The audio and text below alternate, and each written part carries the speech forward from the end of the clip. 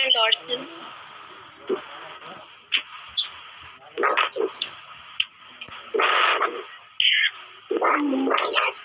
किसी ने आंसर दिया? मेरे को Ventral and dorsal. क्या? Ventral and dorsal respiratory group. Chemical receptors present होते हैं जो blood vessel. कीमोरिसेप्टर्स लोकेट करते हैं, वो कीमोरिसेप्टर्स किससे स्टिमुलेट और इनहिबिट होते हैं? Sir low and high concentration जो होती है उसकी हीमोग्लोबिन में ऑक्सीजन. Yes sir. कार्बोक्सीहीमोग्लोबिन होगा उतना ही रेस्पिरेटरी सेंटर जो है स्टिमुलेट हो जाएगा और उसका स्टिमुलेशन जो है वो हमें हाइपर वेंटिलेशन में भेजेगा और जितना ही ज्यादा ऑक्सीजन का परसेंटेज सही होगा तो हम नॉर्मल ब्रीदिंग करेंगे. ठीक है. अब अगर डायफ्राम जो है वो एब्डोमिनल कैविटी का साइज को बढ़ाता है और कम करता है. नेगेटिव प्रेशर डेवलप करता है जिसकी वजह से एयर खींच के अंदर चली जाती है. तो जब वो पैरालाइज हो जाएगा तो ये एक्टिविटी जो है वो हमें डायफ्राम के अकॉर्डिंग नहीं बल्कि एयर के अंदर जाने पे और जो नेगेटिव प्रेशर है वो बहुत कम डेवलप होगा जिसकी वजह से हमें ये इसमें कोई कोऑर्डिनेशन देखने को ही नहीं मिलेगा. जो इंस्पिरेशन है उसमें आपको एब्डोमिनल वॉल को डिस्टेंडेड होते हुए आप देख रहे हैं, एक्सपेंशन हो रहा है उसका और जब आप इंस्पिरेशन कर रहे हैं तो वो फॉल कर रही है. उस कंडीशन में ऐसा नहीं दिखेगा, गलत दिखेगा बिल्कुल. मतलब आप दोनों चीजों के कोऑर्डिनेशन नहीं बिठा पाएंगे. ये होता है जो नर्व डायफ्राम को इनर्वेट कर रही है वो मसल्स का जो नर्व कंडक्शन जो इस नर्व का कंडक्शन है वो कहीं ब्लॉक हो रहा है जिसकी वजह से डायफ्राम पैरालाइज हो गया है. इसी तरह से जो थर्ड है लिखिए muscles of lower limb.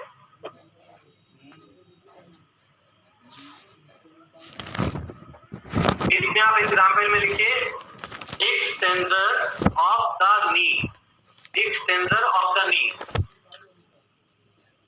Extensor of the knee.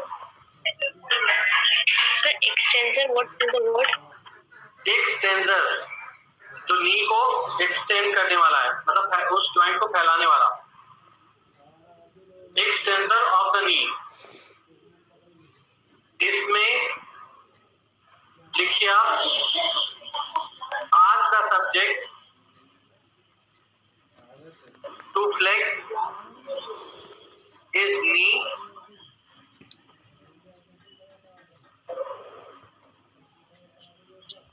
ask the subject to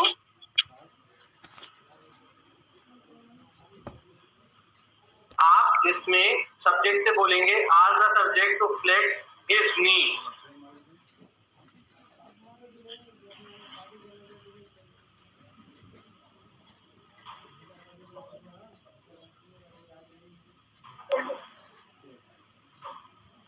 Pressing with your hand. Pressing with your hand.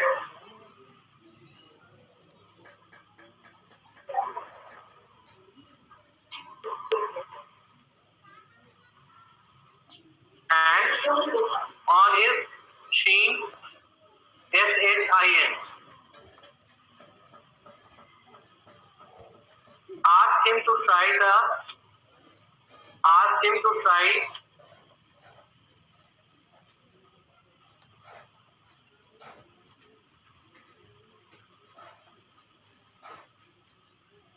Sir with your hand के बाद क्या है?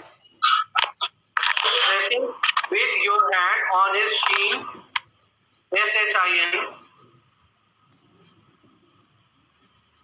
Ask him to try to straight it out again. देखिए इसमें बोला गया है कि आप सब्जेक्ट से बोल देंगे कि अपने जो नी है उसको फ्लेक्स कर लो. फ्लेक्स कर लिया उसने, बेंड कर लिया अपने नी को और आपने उसके नी जो ये आपका जो जो टिबियोफिबुला बोन है नीचे वाले, जो ये थाई है, थाई के बाद जो लेग है, लेग के बीच वाले पार्ट को आप प्रेस कर दीजिए। जब उसने अपने नी को मोड़ लिया, आप उसको प्रेस के दबाइए और आप उससे कहिए कि आप एक्सटेंडर का यूज करके एक्सटेंड करो अपने नी को, खोलो, नी जॉइंट को खोल दो, तो वो नहीं खोल पाएगा और खोल भी सकता है। कितना पावर लगा रहा है वो खोलने के लिए, कोशिश कर रहा है, बहुत ज्यादा पावर लगा रहा है और धीरे धीरे वो आपके हाथ के अगेंस्ट अपने नी जॉइंट को एक्सटेंड कर लेगा। मसल्स एक्सटेंडर जो मसल्स है उसको यूज करके अपने पैर को पूरा स्ट्रेट कर लेगा। तो इसका मतलब जो स्ट्रेंथ है, पावर है, उसके लोअर लिम्ब की जो मसल्स हैं उन मसल्स से, उस पावर से जो है वो उसने अपने पैर को खोल लिया। तो इस तरह से लोअर लिम्ब की जो आप एक एग्जाम्पल है उससे आपने चेक कर लिया। नेक्स्ट उसके बाद जो आता है आपका अपर लिम्ब हो गया, आपका ट्रंक हो गया और आपका जो लोअर लिम्ब है वो आपने चेक कर लिया। अब उसके बाद जो है वो ग्रेडिंग है कि मतलब आप किस तरह से ग्रेडिंग देंगे। जैसे अगर आपको कोई, जैसे आप क्लिनिकल एग्जामिनेशन है तो उसमें आप हर चीज को लिखते तो रहेंगे नहीं तो बहुत देर हो जाएगी।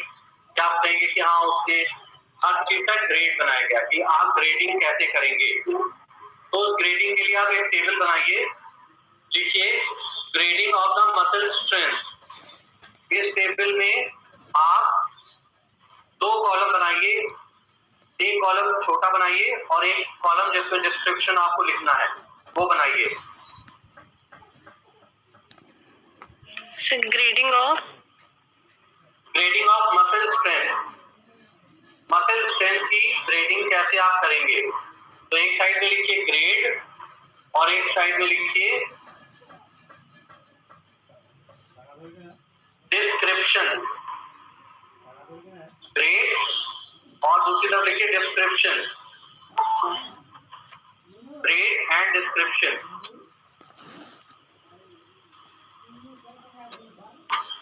Grade and description. फर्स्ट में लिखिए ग्रेड 0, ग्रेड 0, ग्रेड 0। इसमें लिखिए complete paralysis, complete paralysis. Bracket में लिखिए flaccid muscles, FLACCID, flaccid muscles. Grade 0 लिख लिया सबने? Yes sir, yes sir, yes sir. Grade 1, grade 1।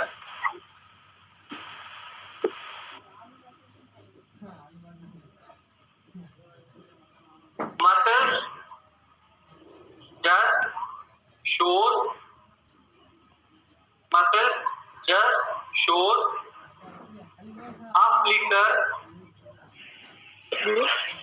of contraction only, a flicker of contraction only. Muscle shows, muscle shows a flicker, FLICKER। अभी बता रहा हूँ, a flicker of contraction। मतलब जैसे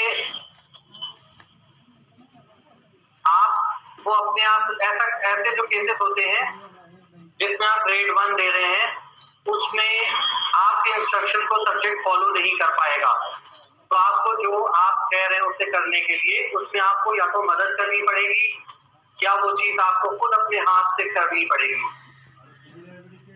मतलब मान लीजिए कि आप उसके थंब को एग्जामिन करना चाह रहे हैं, आप जो एब्डक्टर पॉलिसिस ब्रेविस, जो फ्लेक्सर ऑफ थंब है, जो आप फ्लेक्सर को देख रहे हैं, सॉरी जो आप इसको एब्डक्टर पॉलिसिस ब्रेविस थंब के लिए, तो आपको खुद उसके थंब को खड़ा करना पड़ेगा और उसके थंब के साथ अपने थंब को अटैच करना पड़ेगा। और जब आप उससे कहेंगे कि जितना मैं धक्का मार रहा हूँ उसके अगेंस्ट तुम धक्का मारो, तो वो एक बार ट्राई करेगा, बस एक फ्लिकर आएगा कॉन्ट्रैक्शन का, उसके बाद वो कुछ नहीं कर पाएगा। आपके जोर के आगे उसका कोई जोर नहीं चलेगा। तो इस तरह के जो मसल्स के स्ट्रेंथ है उसको आप क्या ग्रेड देंगे? आप इसको देंगे ग्रेड 1। ठीक है, अब आ जाइए grade 2।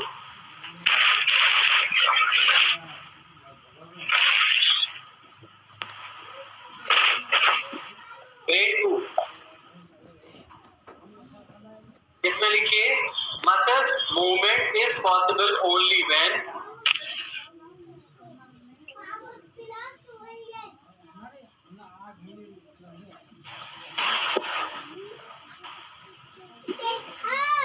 So muscle movement is possible only when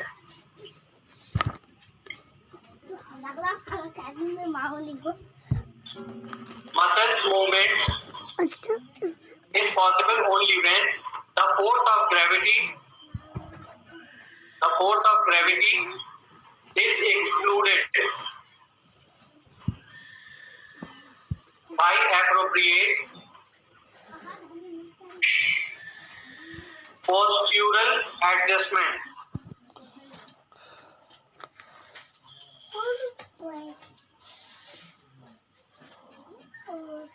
sir appropriate के बाद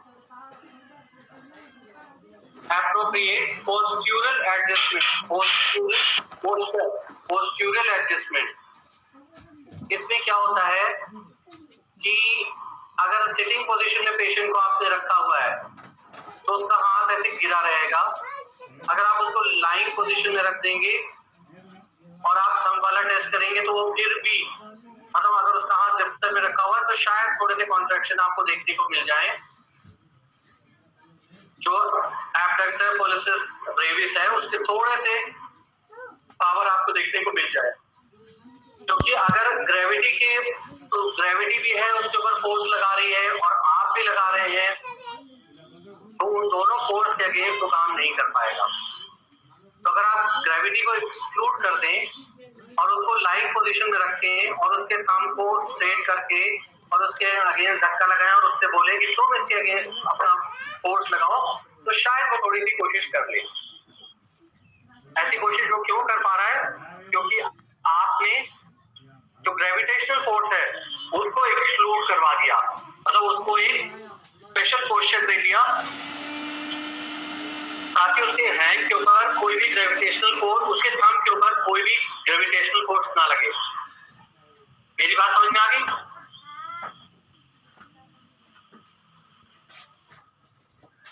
बात समझ में आई?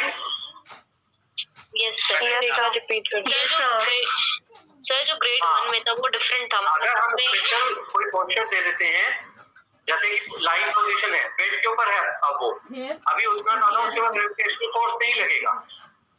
ऐसा नहीं कि हम ग्रेविटेशनल फोर्स को बिल्कुल जीरो किए दे रहे हैं, लेकिन उतना ज्यादा नहीं जितना कि हमें उतना ज्यादा नहीं लगे। हाँ, हमारे स्टैंडिंग पोजीशन में जितना ज्यादा होता है उतना ज्यादा लाइन में नहीं होता, क्योंकि लाइन में हमारा सारा फोर्स है, हमारा सारा वेट बेड के ऊपर चला जाता है। वेट के ऊपर और जब हम खड़े होते हैं तो हम अपने पैरों, अपने नी के ऊपर अपना सारा वेट डाल रहे होते हैं, तो दोनों चीजों में फर्क है। Yes sir. आप ग्रेड 3 में लिखिए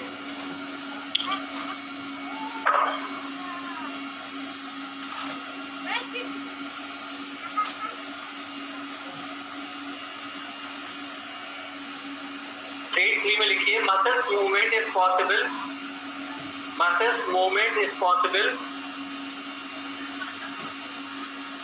against the force of gravity.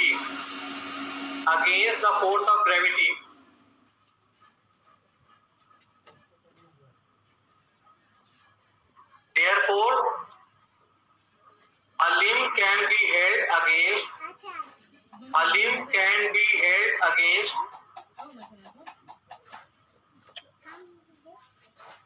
the force of gravity.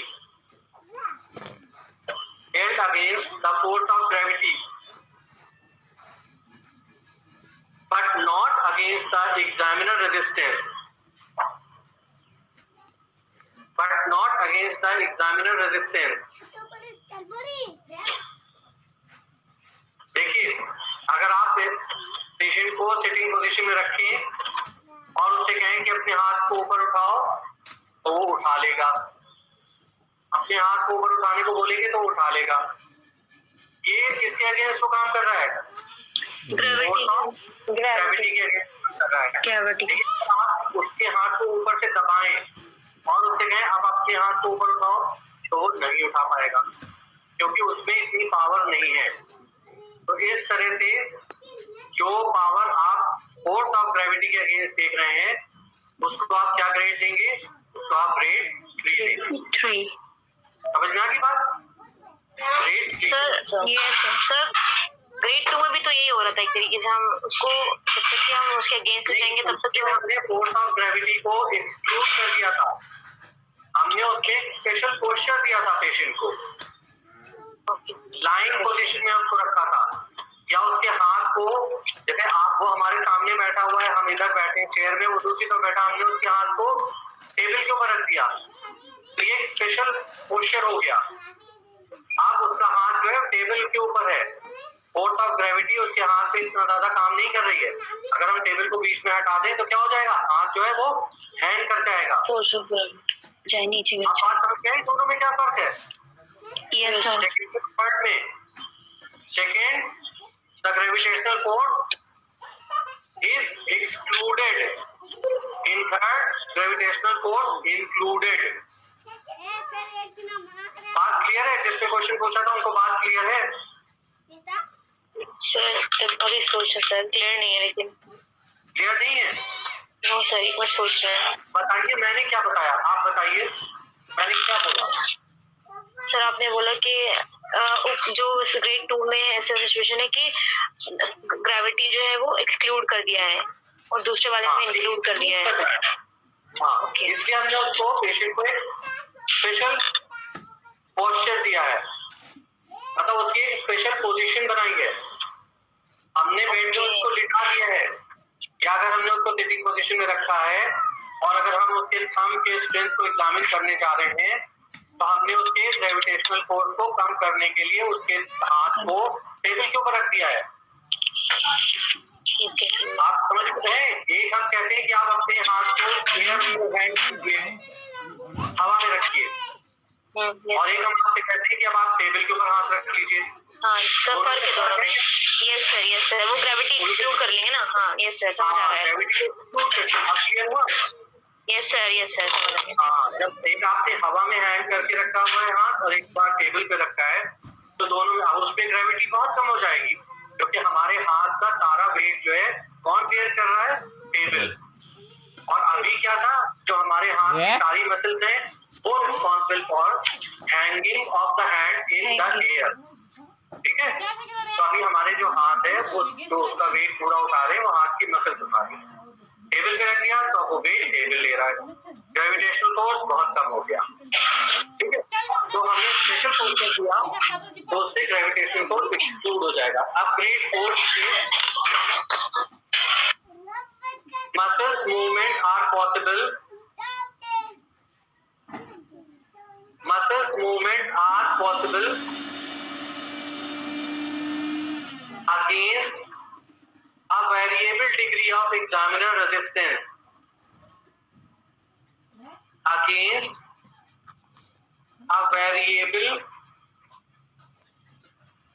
degree of examiner's resistance.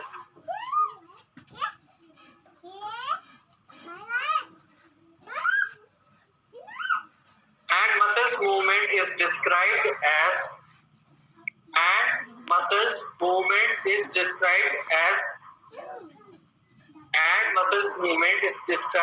as poor, fair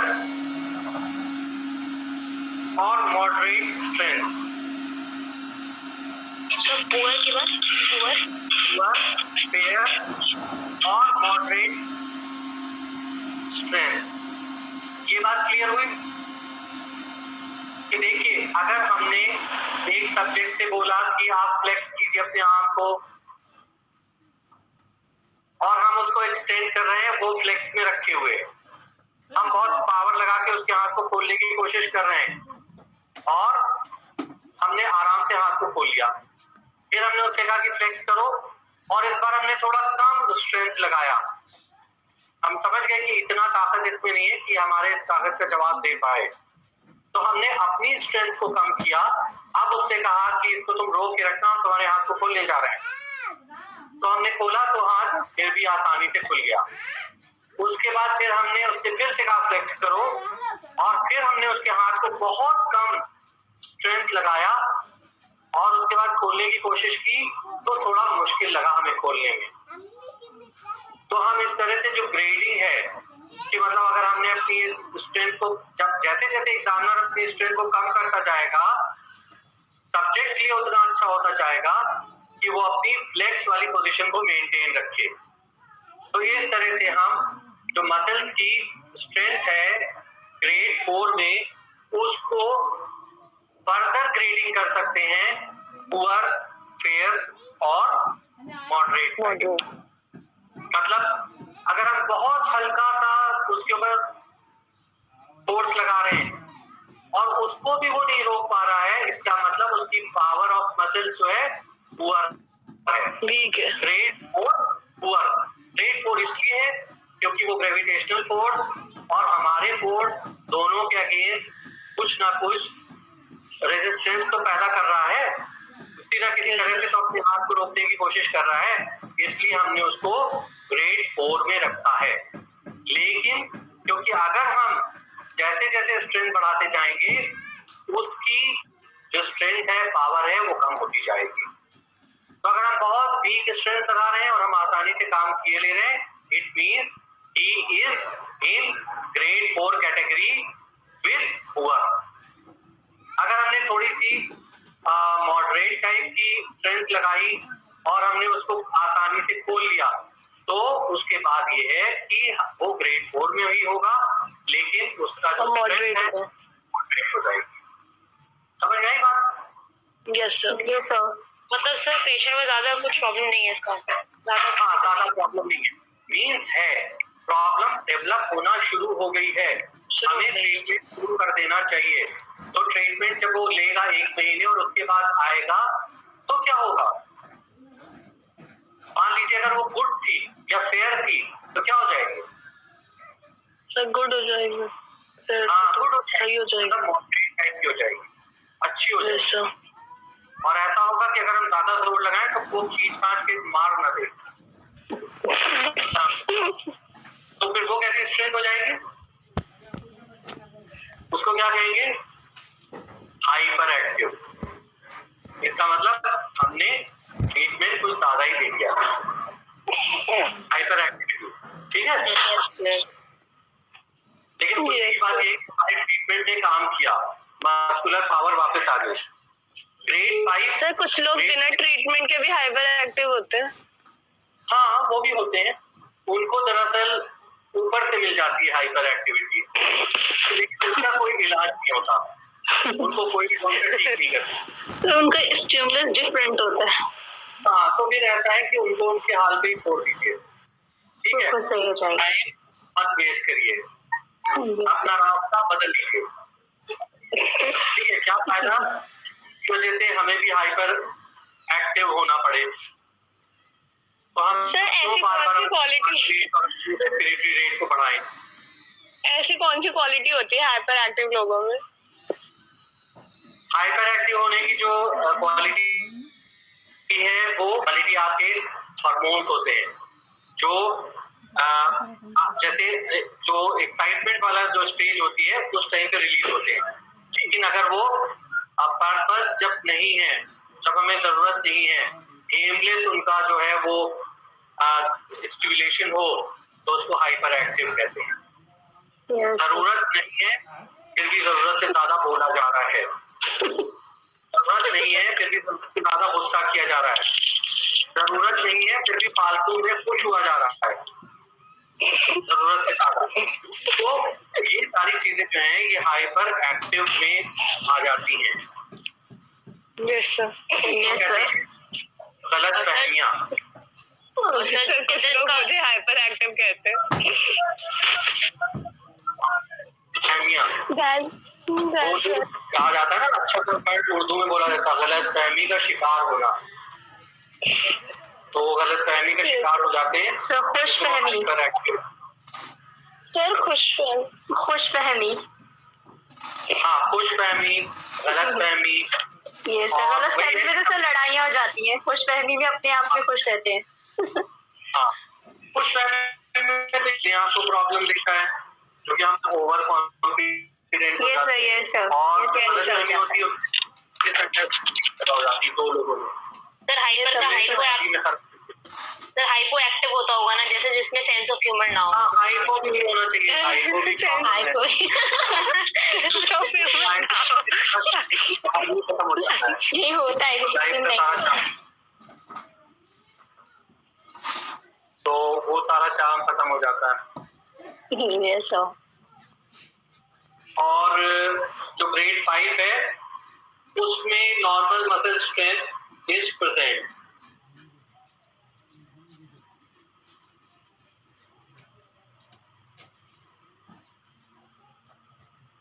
इसमें normal muscle strength is present, therefore muscle action can be made against the examiner passive resistance। अब इसमें जो check करवाने के लिए आया है वो बेकार नहीं चेक करवाने के लिए आया है, क्योंकि वो एग्जामिनर को ही अपनी तरफ खींच देगा और एग्जामिनर से ही कहेगा कि कुछ खाया पिया करो। अब जैसे एग्जाम में हम किसी को एग्जामिनर बनाए और किसी को सब्जेक्ट बनाए, तो ऐसा ना हो कि एग्जामिनर से ज्यादा ताकत सब्जेक्ट में हो, सब्जेक्ट ही एग्जामिनर को खींच ले। जैसे हमें अपने क्लास के एग्जामिनर बड़े बेचारे कमजोर से लगते हैं, मैं चेक करूंगा रेजिस्टेंस, ये जो क्लास स्टार्ट होंगे था क्यों सब्जेक्ट इससे हाँ बोलते हैं या नहीं? फरहान क्या बोलते हैं? Sir, we are examiner, sir, not a subject. तो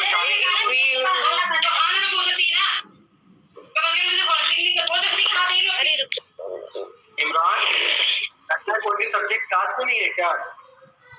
सर हैं, लेकिन बोल नहीं सर हैं, सब हैं। हाँ, फरहान मजहर बोलो। सारी स्क्रिप्ट यही दिखा दूंगा अभी तो ऑनलाइन से नहीं, आवाज नहीं आ रही थी, अब हल्की हल्की आई है। अब आई हल्की हल्की। अच्छा अभी देखिए आपको समझ में आ गया। देखिए कोऑर्डिनेशन और मूवमेंट की हम बात करते हैं, इसमें एक टर्मिनोलॉजी यूज होती है गेट, GAIT गेट। गेट जो है देखिए जैसे मसल स्ट्रेंथ पे आपको शॉर्ट नोट आ सकता है,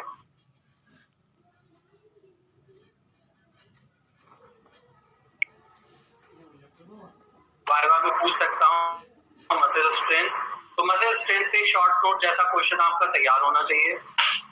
गेट GAIT गेट, गेट के ऊपर आपका एक क्वेश्चन तैयार होना चाहिए, ठीक है। गेट कौन कौन से तरह के गेट होते हैं, पहले तो गेट क्या होता है, कौन कौन से तरह के गेट कौन कौन सी बीमारियों में देखने को मिलते हैं, ठीक है, ये क्वेश्चन आपका तैयार होना चाहिए। और इससे पहले मैंने आपको मसल पावर से पहले मसल टोन आपको करवाई थी कि मसल टोन को कैसे आप चेक करते हैं, हाइपरटोनिक या हाइपोटोनिक, आप उन दोनों को कैसे डिफरेंशिएट करेंगे, एक क्वेश्चन आपका वो तैयार होना चाहिए। तो अभी दो क्वेश्चन के आंसर आपको बता दिए हैं। तीसरे क्वेश्चन के बारे में पहले मैं आपको कुछ दिखाना चाहता हूँ, उसके बाद आप उसको पढ़ेंगे उसके बाद।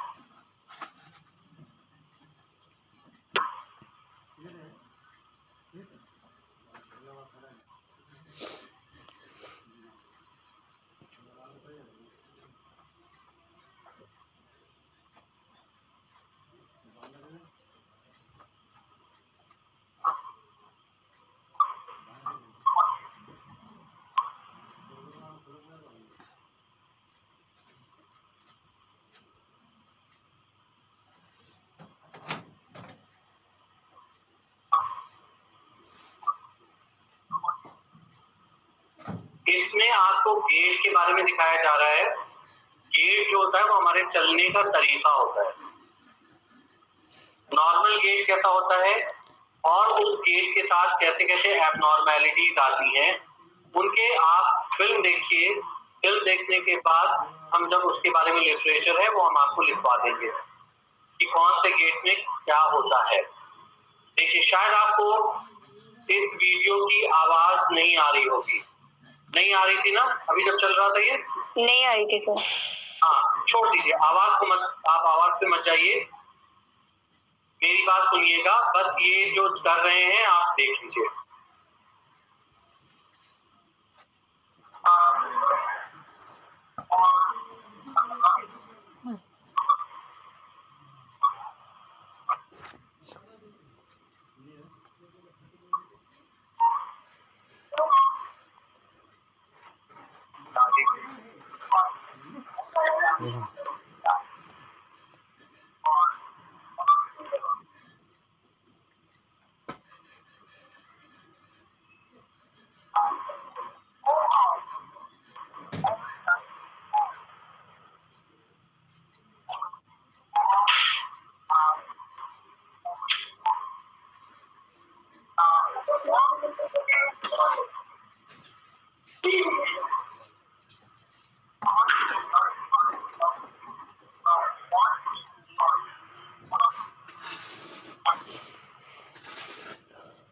One gate cycle, one straight is from the heel, strike of one leg to the next heel, strike to the same leg. देखिए, जब हम चलते हैं पूरा जो एक गेट की साइकिल होती है, मतलब वो साइकिल कहाँ से शुरू होती है? जब हमारे, जैसे मान लीजिए हमने, ज्यादातर हम लोग कौन से पैर से चलना शुरू करते हैं? राइट से। राइट। यस। राइट लेग से कभी और कीजिएगा, बहुत सारे लोग लेफ्ट से भी शुरू करते हैं।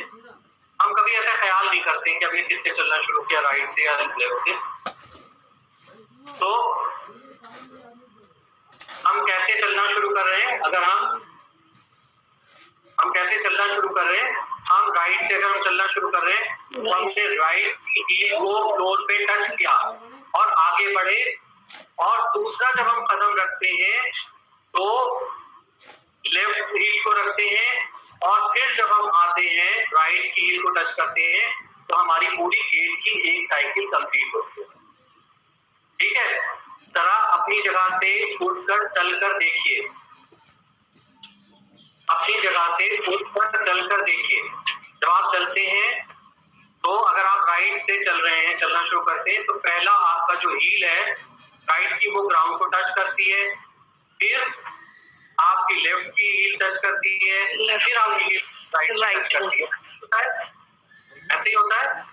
तो जो right heel to right heel, ये पूरा गेट की एक साइकिल होती है। ठीक है, एक जो स्ट्राइक है, पहले ही हमारी हील ने स्ट्राइक किया, फिर हमने लेफ्ट पैर को रखा, फिर हमारी राइट हील ने स्ट्राइक किया, तो उसको पूरा एक हम साइकिल कहते हैं, गेट साइकिल। लेकिन इस बीच में ऐसा नहीं होता कि टो का कोई रोल नहीं होता है। अब देखिए, हम थोड़ा सा बैक में जाते हैं और ये कैसे बता रहे हैं उसको देखिएगा। देखिए, ये चलना आप शुरू करेंगे।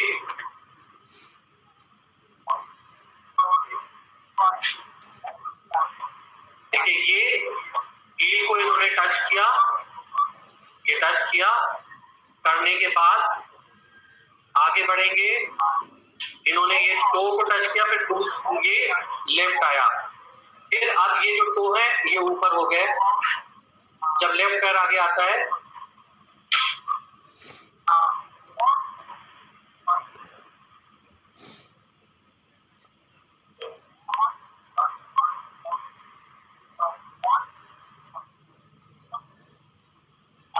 सर, तो हम राइट लेग जब रख रहे हैं तो हम सबसे पहले टो रख रहे हैं या फिर हील रख रहे हैं?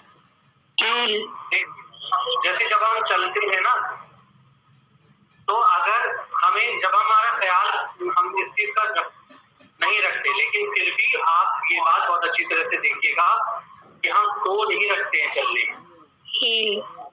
हमारी हील ही होती है, और वो ऐसी आदत बन जाती है कि हमारा पूरा पैर होता है, लेकिन वो चलने का सही तरीका नहीं होता।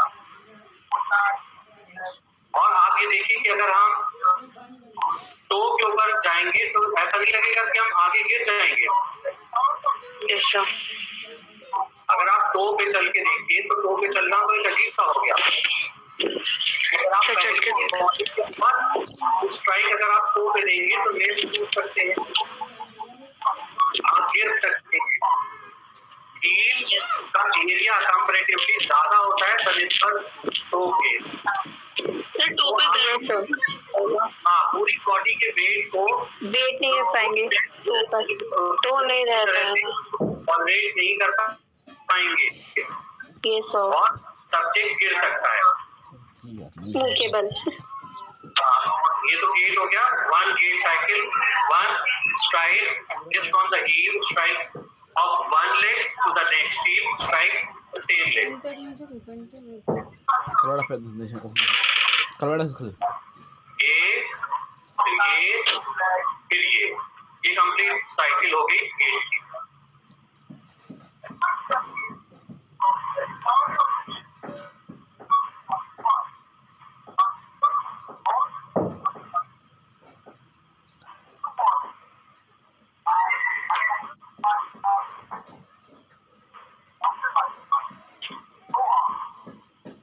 सर जब हम बैकवर्ड जाते हैं तो फिर पहले हील फिर हम टो यूज करते हैं, ये ना उल्टा जब जाते हैं जब।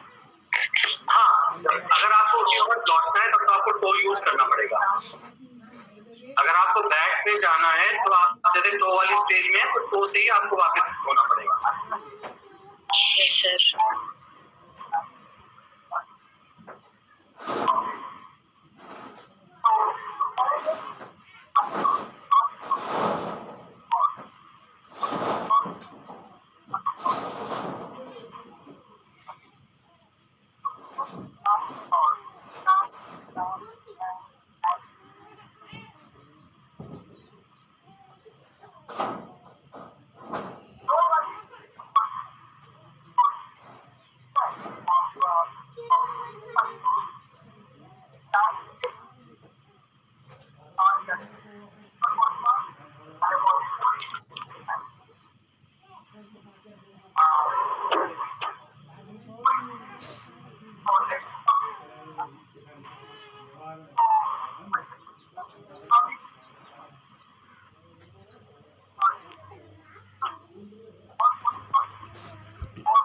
यार पैसा छे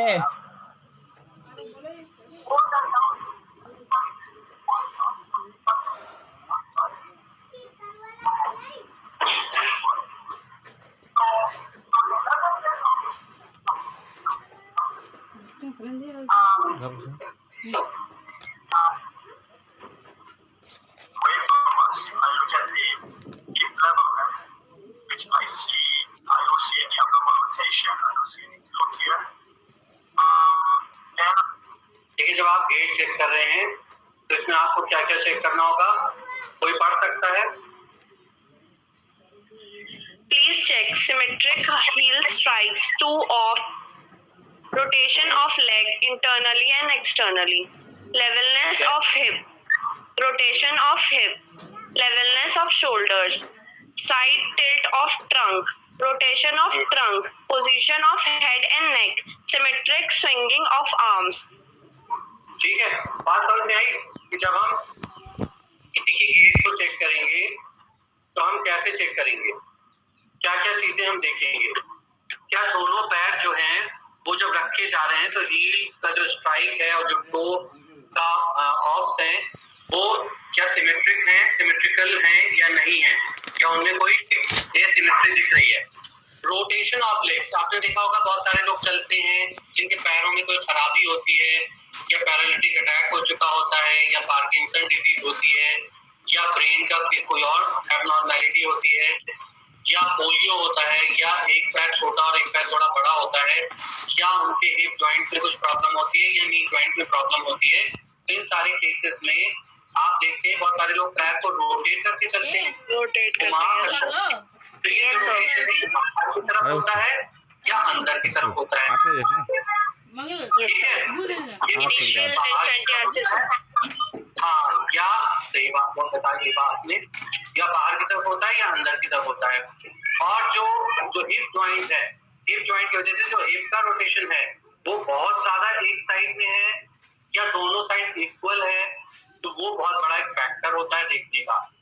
और जो कंधे हैं, जो शोल्डर्स हैं, उनका लेवल कैसा है। बहुत सारे लोग चलने में एक तरफ बहुत ज्यादा झुक के चलते हैं, झुककर चलते हैं, ऊपर हो जाता है, ठीक है। फिर उसी तरह से साइड टिल्ट ऑफ ट्रंक, जो ट्रंक है उसका जो साइड है वो किस तरफ मतलब टिल्ट हो रही है, किस कोई ट्रंक ऐसा तो नहीं कि कोई जो लेवल है और इस तरफ उसका झुकाव है ज्यादा। रोटेशन ऑफ ट्रंक, ट्रंक का भी उसी तरह से रोटेशन देखा जाता है। पोजीशन ऑफ हेड एंड नेक, जैसे बहुत सारे लोग जिस तरफ झुक के चलते हैं ज्यादातर उनकी गर्दन उसके अपोजिट उसी तरफ हाँ, या बहुत सारे लोग जिधर झुक के चलते हैं कभी कभी गर्दन भी जिस तरफ का शोल्डर झुका होता है उसी तरफ गर्दन हाँ झुका लेते हैं। तो सिमेट्रिक स्विंगिंग ऑफ आर्म्स, और जो आर्म्स है दोनों ये क्या सिमेट्रिकली झूल रही है चलने के टाइम पे, या कोई एक यूं कंधे हाथ को उठा के चल रहा है, ठीक है। तो आप एक बार मैं पीछे जाता हूं जहां पे गेट के बारे में लिखा है, उस गेट के बारे में आप लिख लीजिए कॉपी में। ये 1 गेट साइकिल, ये लिख लीजिए 1 गेट साइकिल। सर इसी मतलब सर न्यूरोलॉजी में कंटिन्यू करें, इसी प्रैक्टिकल है। हाँ, इसी को प्रैक्टिकल को आप कंटिन्यू कीजिए। न्यूरोलॉजी, न्यूरोलॉजी हाँ। 1 गेट साइकिल ब्रैकेट में 1 STRIDE is from the heel, strike is from the heel strike of one leg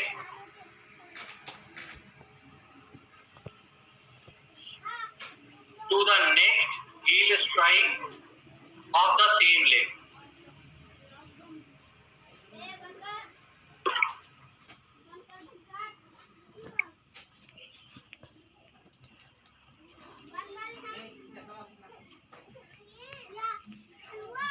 Two stages of gait cycle. Two stages of gait cycle are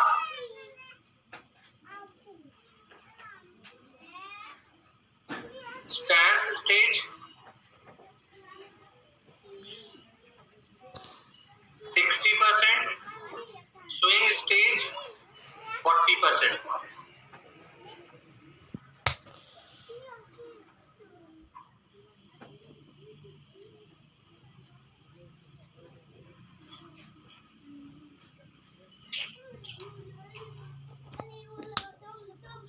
हम क्या क्या observe करते हैं, important point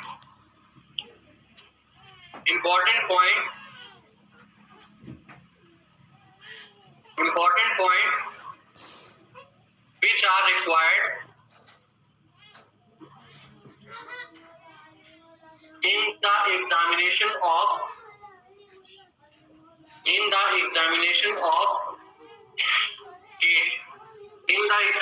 of gait.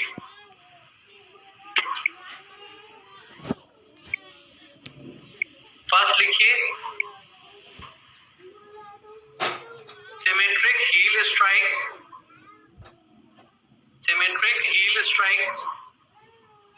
oblique,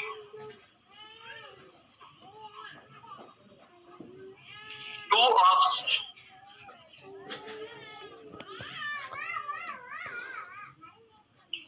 second point लिखिए rotation of legs,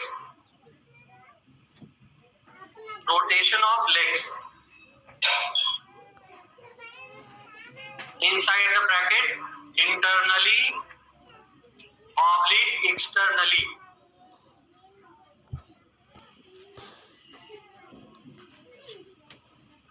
next लिखिए levelness of hip,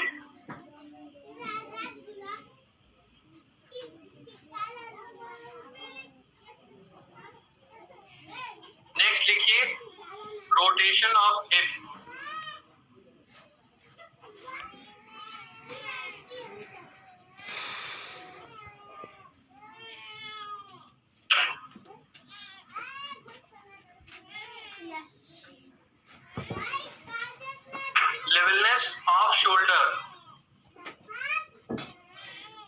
yes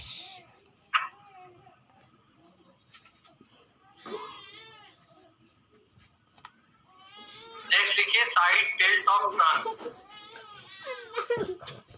side tilt of trunk. Yes sir trunk का part कौन सा होता है sir? Trunk side tilt of trunk. Sir trunk part is included in which? Sir कौन सा part trunk में आता है? ये जो यहाँ से ये चेस्ट और एब्डोमेन ये ट्रंक है। Okay sir. टॉर्सो भी बोलते हैं इसको। हाँ हाँ जो तो रानी का उसको फिर से रोटेशन ऑफ ट्रंक। सुनाई जा रही है बात है उसकी सुनाई जब बिल्कुल नहीं करनी नेक्स्ट लिखिए position of head and neck. Position of head and neck. Position of head and neck. Yes sir position of head and neck. Next लिखिए symmetric swinging of arms. Symmetric swinging of arms.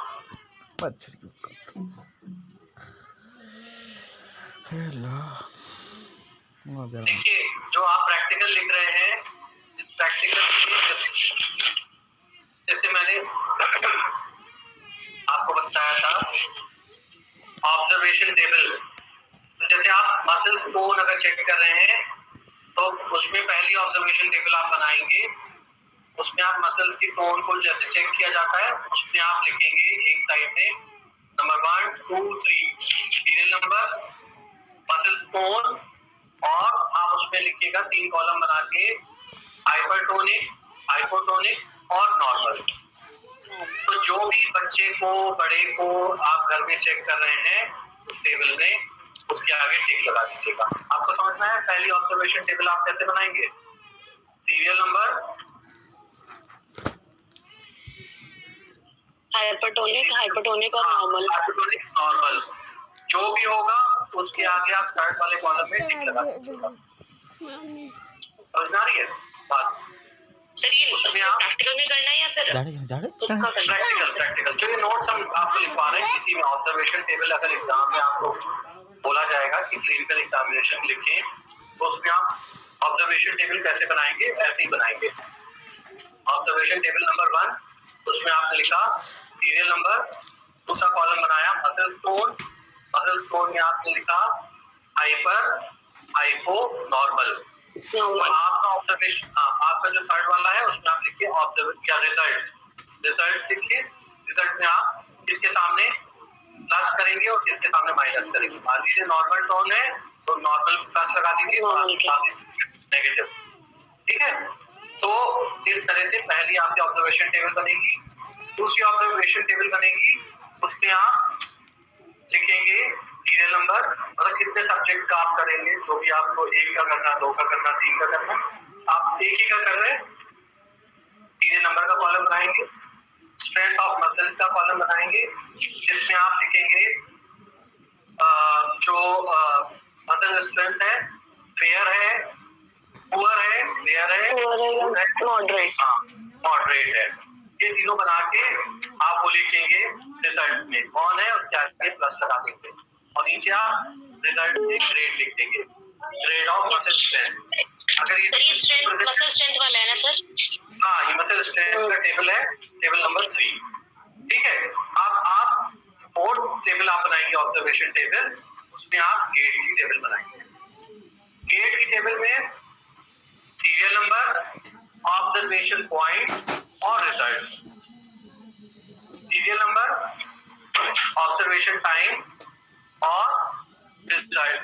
तो observation time में जो observation जो ये है इसमें जो आप लिखेंगे ये सारे पॉइंट लिखेंगे ऑब्जर्वेशन पॉइंट में। ये मतलब सिमेट्रिक है 2 का। तो जो ये सब लिखा हुआ है इसमें आप नॉर्मल है तो उसके आगे N N N N N N लिख दो। अगर उसमें कोई एबनॉर्मलिटी है कि कोई लेफ्ट साइड में झुक रहा है, किसी की नेक लेफ्ट साइड में झुक रही है, या कोई चलने में जो उसका पैर है उसको रोटेट कर रहा है, और इंटरनली रोटेट कर रहा है, एक्सटर्नली रोटेट कर रहा है, जो भी है उसके आगे आप टिक लगा दीजिएगा। जो नीचे ऑब्जर्वेशन टेबल के जो आप सर रिजल्ट उसके लिए क्या लिखेंगे? आप क्या वर्ड बोल रहे हैं उसके लिए? उसके आगे आप टिक लगा दीजिएगा। हाँ, एन, कैपिटल एन मतलब नॉर्मल। सबके आगे अगर सब कुछ नॉर्मल है तो capital N capital N capital, अगर कुछ प्रेजेंट है तो उसके आगे आप टिक लगा दीजिए। बात समझ में आ रही है? इसका मतलब वहां पे एबनॉर्मलिटी प्रेजेंट है।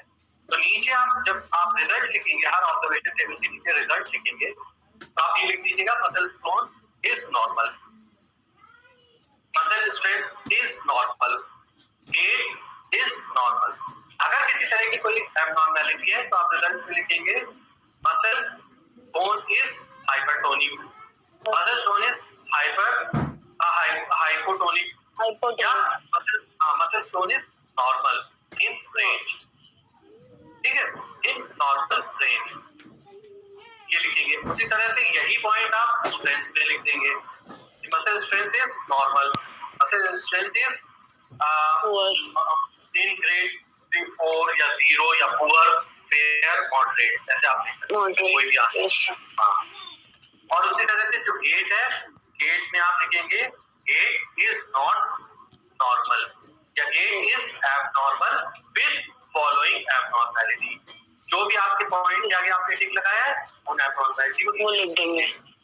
हाँ, rotation of hip is not normal, या सर हम rotation of turn is not normal, या जो रोटेशन ऑफ लेग्स इंटरनली, ऐसे करके आप रिजल्ट। मेरी बात समझ में आई? Yes sir. सर एक ही पेशेंट का करेंगे ना सर? एक ऑब्जर्व करेंगे तो एक या दो पेशेंट का करेंगे, एक ही पेशेंट का करेंगे? एक का कर लीजिएगा। घर में कोई एक हो जिसके पास जब टाइम हो, आप बैठिए, आप उससे कह दीजिए कि आ जाओ हम तुम्हारा एग्जामिन करते हैं, और खुशी खुशी लोग करवाएंगे। फ्री का डॉक्टर मिल जाए तो उसको अच्छा नहीं। यस सर, पहले से रिश्वत मांग रहे हैं करने के अच्छा, बहुत लोग पहले से, अच्छा हाँ, कुछ लोग पहले से मांगते हैं, वो भी ठीक है। तो आपको सीखना है तो आपको देना पड़ेंगे। तो यहाँ पे जो देखिए, हाँ आप यहाँ पे देखिए, यहाँ पे इन्होंने कुछ एबनॉर्मलिटी के बारे में बात शुरू की है। यहाँ पे चला देते हैं।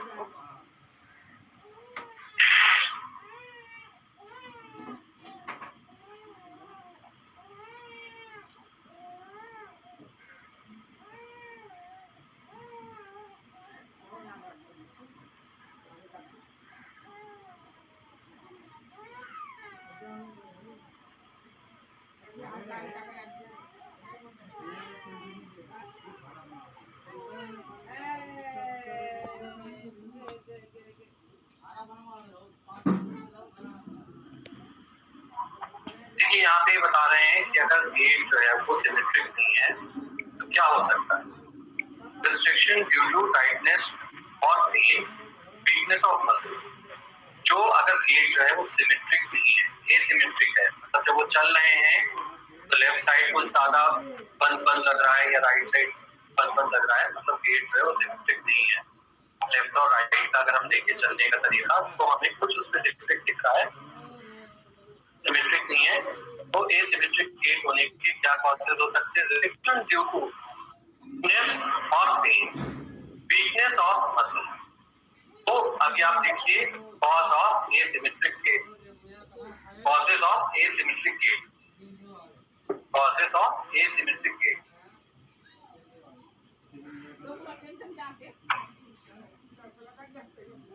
वीकनेस और पेन,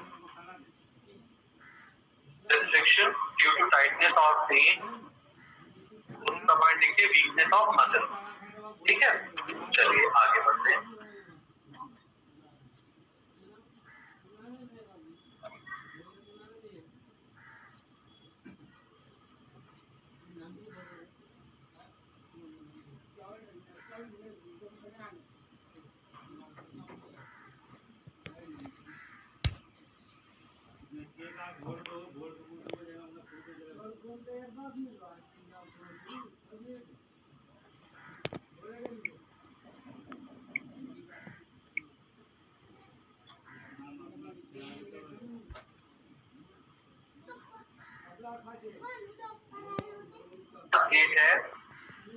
उसको यहाँ पे इन्होंने क्या लिखा है, फर्स्ट जो गेट है उसका नाम आपने देखा स्लैब गेट या स्टेप गेट। अब ये स्लैब गेट और स्टेपेज गेट क्या होता है अभी आपको देखने को मिलेगा, और जब आपको सड़क पे कोई जाता हुआ दिखेगा तो आप फौरन देख के बता देंगे। अगर कोई ऐप नॉर्मली चल रहा है तो आप बता सकते हैं देखिए कि ये गेट है, इसको इस तरह की एबनॉर्मैलिटी है। देखिए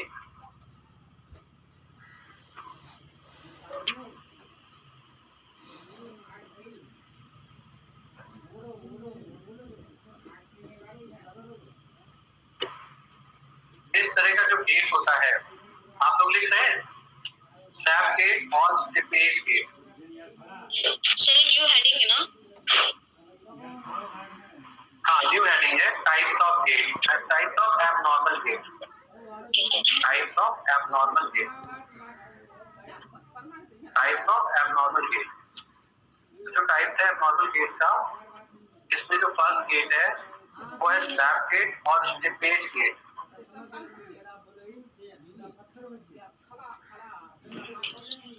सर एक बार रिपीट कीजिए। हाँ तो लिखिए type of abnormal gait. Types of abnormal gait में जो पहला एबनॉर्मल गेट वो स्लैब गेट है, SLABGAIT, और इसी का दूसरा नाम है steppage, STEPPAGE, steppage gait. Slab gait और steppage gait, slab gait and steppage gate.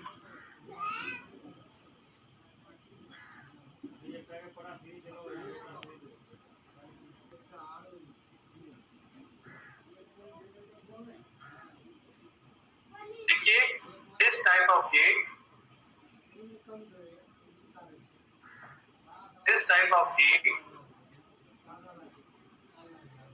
seen in the patient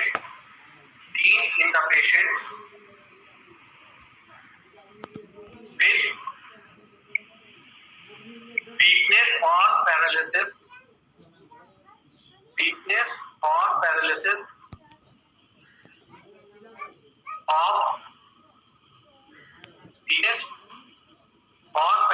of tibialis anterior muscle,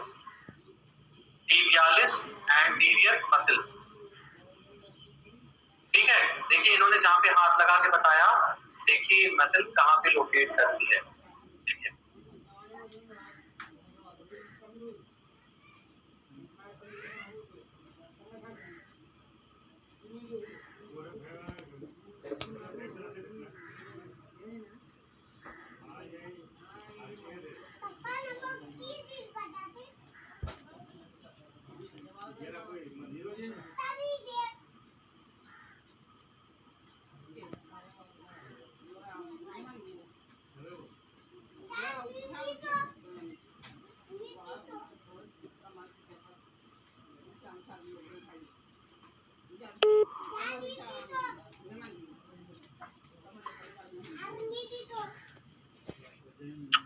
sir tibialis के साथ कौन सी मसल आपने बोली थी? Anterior tibialis muscle, anterior tibialis muscle या टिबियल।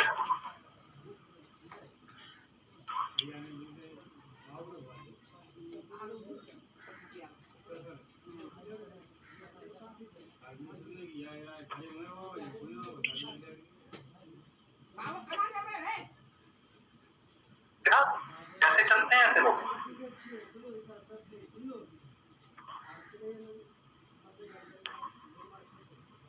मतलब sir एक तरह से हाँ देखिए जब ये टिबियालिस एंटीरियर मसल्स जो है हो जाती है तो कंडीशन आ जाती है फुट ड्रॉप। जैसे हम हमारे पैर में एबिलिटी होती है, फुट में एबिलिटी होती है कि हम इसको नीचे भी कर सकते हैं, इसको ऊपर भी कर सकते हैं। करिए अपने पैर को ऊपर नीचे, अपने फुट को ऊपर नीचे करिए ऐसे ऐसे। जो आपका ये जो आपका एंकल जॉइंट है ना, यहाँ पे एंकल पे फुट को ऊपर नीचे करिए, देखिए हो रहा है आसानी से, दोनों पैरों में करके देखिए, लेफ्ट और राइट दोनों में हो रहा है आराम से। यस सर, हो रहा है। तो हो रहा है ना। जिन लोगों में टिबियालिस एंटीरियर जो है वो पैरालाइज्ड हो जाती है, तो पैर जो है वो नीचे गिर जाता है, जिसको कहते हैं फुट ड्रॉप। मतलब गिर ऐसे नहीं जाता कि वो निकल जाए पैर, सड़क पे गिर गया पैर, ऐसा नहीं होता। कि फुट ड्रॉप का मतलब ये कि फुट ड्रॉप हैंग हो जाएगा, लटका रहेगा।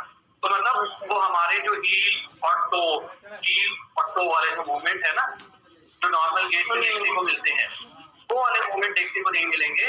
तो जो सब्जेक्ट है वो हमेशा कॉन्शियस रहेगा, तो वो अपने पैर को बहुत कस के जमा के रखेगा, तो फ्लोर पे फट की आवाज आएगी, इसीलिए इसको स्लैप गेट कहते हैं। एक बार फिर से इनको चल के दिखाते हैं आपको, ये कैसे चल रहे थे। ये देखिए, हमेशा फट की आवाज आएगी, ये देखिए। इस तरह से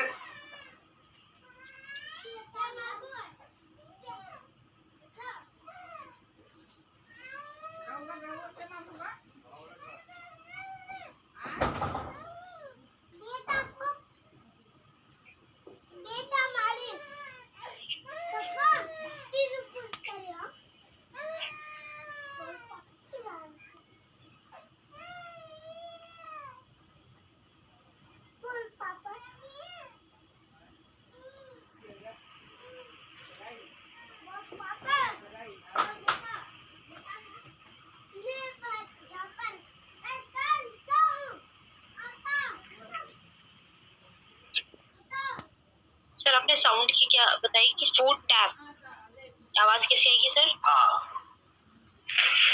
जैसे यहाँ पे जैसे किसी को स्लैप मारा जाता है, पकड़ मारते हैं, तड़ाक की आवाज आती है, तो हमेशा पैर जब फटकेगा ना, फट की आवाज आएगी। यस सर, इसलिए सर उसका नाम स्लैप गेट है, इसीलिए। इसीलिए इसको स्लैप गेट कहते हैं। अभी देखिए, देखिए इसमें जो इन्होंने स्टेपेज और स्लैप गेट दोनों एक ही मसल की पैरालिसिस की वजह से होते हैं। टिबियालिस एंटीरियर अगर बहुत ज्यादा माइल्ड पैरालाइज्ड है, मतलब उसकी जो पैरालिसिस है वो इनकम्प्लीट पैरालिसिस में है। Incomplete in case of incomplete paralysis of tibialis anterior, उस कंडीशन में आपको स्लैप गेट देखने को मिलेगा। लेकिन स्टेपेज गेट जो होता है वो तीन हमें कब होता है, incomplete paralysis of anterior tibialis. जब टिबियालिस एंटीरियर पूरी तरह से पैरालाइज्ड हो जाती है, तो क्या result in complete foot drop. जब पूरी तरह से पैरालाइज हो जाएगी तो वो पूरी तरह से फुट ड्रॉप शो करेगी। अब उस कंडीशन में क्या होगा कि हमारे जो टो हैं वो स्क्रैच करते हुए move forward to scratch the floor और move forward with scratching the floor. तो स्क्रैच बनाते हुए, करते हुए, निशान बनाते हुए फ्लोर पे चलेंगे। जैसे कि आपने देखा रगड़ते हुए फ्लोर को चल रहे हैं, देखिए, ये देखिए, ये देखिए, है? तो ये रगड़ते हुए चल रहे हैं। तो इस तरह से जो स्लैप गेट और जो स्टेपेज गेट होता है, दोनों में फर्क क्या होता है? दोनों एक ही मसल की पैरालिसिस के साथ होते हैं। एक माइल्ड पैरालिसिस में होता है और एक सीवियर पैरालिसिस में होता है। तो जो सीवियर पैरालिसिस होता है उसमें जब सब्जेक्ट मूव करता है, subject move with scratching the floor with the help of toe, ठीक है, वो टो से स्क्रैच करते हुए चलता है। बात समझ में आ रही है? दोनों में फर्क। Yes sir. अभी आपने स्लैप गेट लिखा था,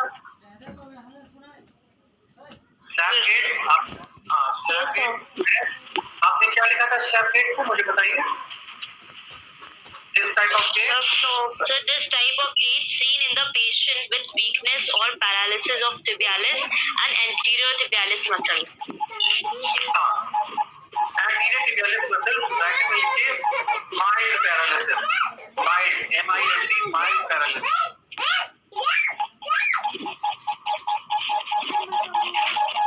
Mild paralysis. And this type of सदाई से दावर सदा जहाँ रे this type of gait give a sound Slapping. sound like a slap. ठीक है, जो स्टेपेज गेट है उस स्टेपेज गेट को ये this type of gait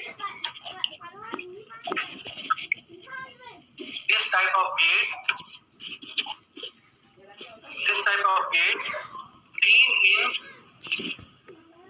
this type of gait seen in complete paralysis of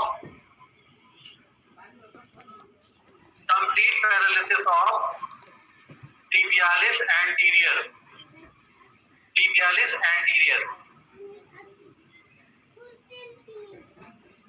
in which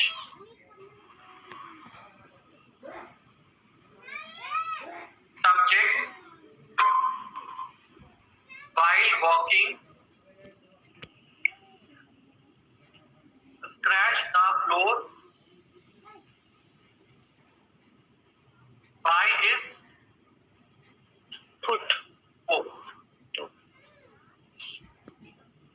ठीक है, दोनों में फर्क समझ में आ गया कि वो जो होता है वो माइल्ड पैरालिसिस में होता है और इनिशियल स्टेज ऑफ डिजीज में देखने को मिलता है, और जब डिजीज पूरी तरह से डेवलप हो जाती है means incomplete paralysis of tibialis anterior, उस केस में आपको Steppage gait. ठीक है, बात समझ में आगे देखते हैं।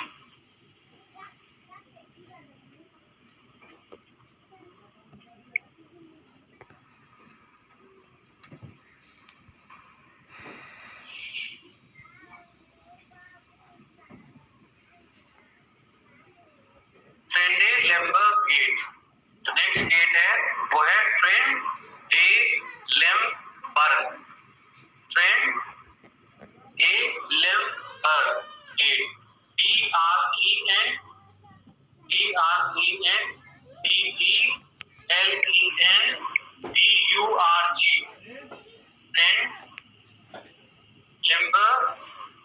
gait, TRENDELENBURG, Trendelenburg gait।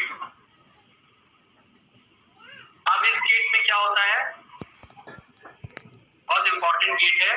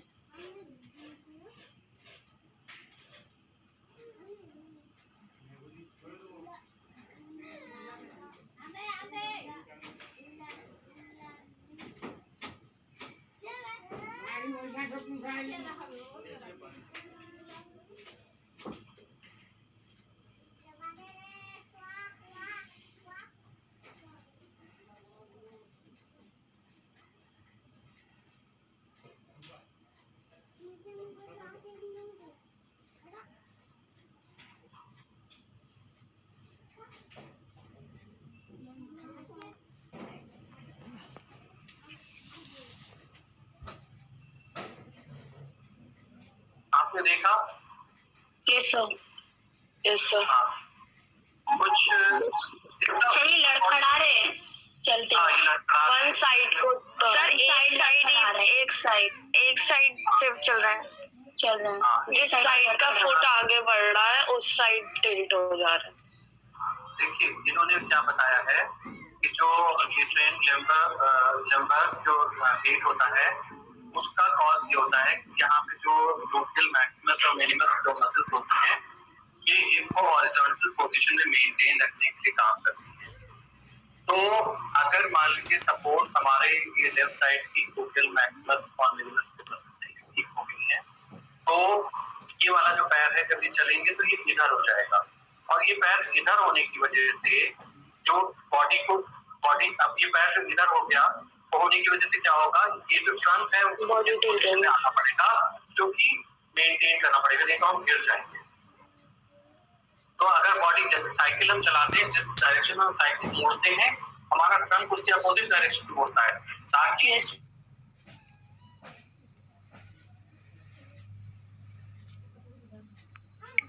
ऐसे ना हो जाए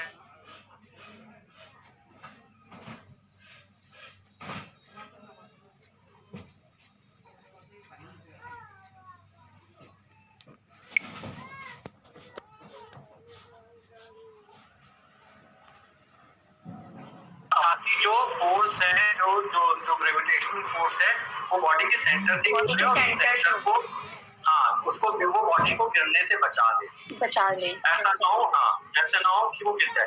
तो जब बॉडी जब कमर से बॉडी जो है वो राइट हैंड साइड से झुक रही है तो साइड की बात है कमर से ही जो बॉडी का ऊपर वाला पार्ट है वो लेफ्ट साइड पे झुकेगा ताकि दोनों चीजों का बैलेंस बन जाए।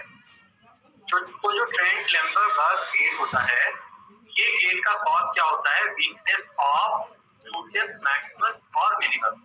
जो ग्लूटियस मैक्सिमस और मिनिमस मसल्स हैं which are group of muscles which are responsible to maintain the horizontal position of the hip in straight line while walking और in standing position। जब हम खड़े होते हैं तब भी हमारी हॉरिजॉन्टल हिप की हॉरिजॉन्टल पोजीशन उसको मेंटेन करते हैं या जब हम चलते हैं तो हमारे हिप की हॉरिजॉन्टल जो पोजीशन है उसको मेंटेन करता है। अगर ये एक तरफ की भी वीक हो जाए तो ये हॉरिजॉन्टल पोजीशन जो है वो इस तरीके से खराब हो जाती है, मतलब जिस तरह से है उस तरफ झुक जाता है। जो उस तरफ झुक जाएगा तो जाहिर सी बात है दूसरी तरफ का जो है वो थिकनेस। अभी हम एक बार आपको इसको फिर से जो हमने समझाया है अब आप उस तरह से आप वीडियो को देखिए फिर आपको समझ में आएगा। और लास्ट में इन्होंने बताया है कि जब ग्लूटियस मैक्सिमस और वो ग्लूटियस मैक्सिमस मिनिमस दोनों जो है मतलब लेफ्ट हैंड साइड और राइट हैंड साइड दोनों की जब झुक जाती है तो आदमी चलता हुआ लड़खड़ा मतलब उसका ट्रेंड एक बार एक तरफ झुकता है एक बार दूसरी तरफ झुकता है। आपने देखा दोनों कदम से ट्रंक का जो झुकना है उसको गौर कीजिएगा, एक बार अच्छे से गौर कीजिएगा किस तरह से बदल रहा है। जब वो लेफ्ट में लड़खड़ा रहा है तो ट्रंक राइट में झुक रहा है, जब वो राइट में लड़खड़ा रहा है ट्रंक जो है लेफ्ट में झुक रहा है। तो इस तरह लेफ्ट और राइट जैसे वो लगा झूमता हुआ जैसे हाथी चलता है ना मस्त उस तरह से ना आज बहुत मस्ती में चल रहे हो तुम्हारी चाल बहुत फर्क दिख रही है तो वो तभी उसमें ग्लूटियल मैक्सिमस मिनिमस ऐसा क्या हो जाता है कि जब ये जो होती है मसल्स ये पैरालाइज्ड हो जाती है उस केस में होता है। देखिए आप देखिएगा कैसे होगा ये।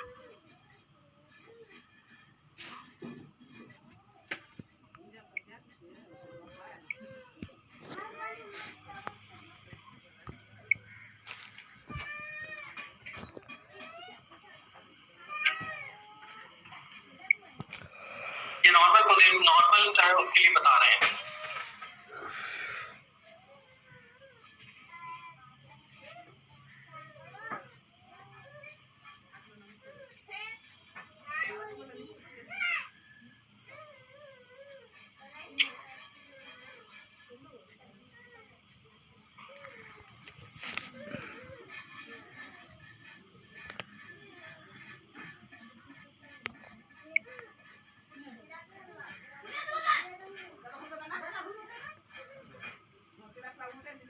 इन्होंने बताया कि जो ग्लूटेस मैक्सिमम बिलीवर्स हैं दोनों साइड लेफ्ट और राइट, तो जब हम चलते हैं तो जिस तरफ का पैर हम उठा लेते हैं, मतलब वो वाला पैर तो हमारा हवा में होता है, तो हम उस तरफ गिर सकते हैं। बैलेंस मेंटेन नहीं रहेगा, हम उस तरफ गिर सकते हैं, लेकिन हमें गिरने से कौन बचाता है? हमारे जो दूसरी तरफ का जो पैर हमारा सीलिंग में है, वहां का जो ग्लूटेस मैक्सिमस और मिनिमस होता है वो कॉन्ट्रैक्ट करता है और वो हॉरिजॉन्टल हिप की जो पोजीशन है उसको मेंटेन रखता है, इसलिए हम दूसरी तरफ नहीं गिरते हैं। अब बात आपको समझ में आ गई? जब हम नॉर्मल चलते हैं तो जो पैर हमारा हवा में होता है उस तरफ से ग्लूटेस मैक्सिमस और मिनिमस होती है वो रिलैक्स फॉर्म में रहती है, लेकिन जो दूसरी तरफ की होती है वो कॉन्ट्रैक्ट फॉर्म में रहती है, तो वो हॉरिजॉन्टल जो लेवल है हिप के उसको मेंटेन रखती है। लेकिन जब बीमारी हो जाएगी